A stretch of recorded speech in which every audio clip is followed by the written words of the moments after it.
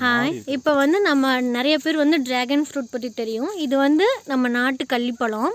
இது வேறு டைப், சப்பாத்தி களியோட சேர்ந்தது கள்ளிப்பழம். இப்போ வந்து ஃபஸ்ட் ஸ்டேஜ் பார்த்திங்கன்னா இதுதான் ஃபஸ்ட் ஸ்டேஜ், இளம்பூவு. இதுக்கடுத்து பார்த்திங்கன்னா அதில் வந்து கொஞ்சம் பெருசாகிட்டு பூ சுருங்க ஆரம்பிக்கும். பூ சுருங்க ஆரம்பித்ததுக்கப்புறமா இங்கே பாருங்கள், இந்த மாதிரி பூ சுருங்கி வந்து அந்த காஞ்சு போயிட்டு இதிலிருந்து தான் அந்த கள்ளிப்பழம் வர ஆரம்பிக்கும். ட்ராகன் ஃப்ரூட் மாதிரி, ஆனால் இது சேம் ட்ராகன் ஃப்ரூட். டேஸ்ட்டும் பார்த்திங்கன்னா அதே மாதிரி தான் இருக்கும்.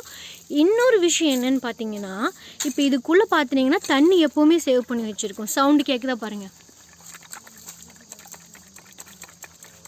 சவுண்டு கேட்குதா உங்களுக்கு? தண்ணி உள்ளே இருக்கிற சவுண்டு.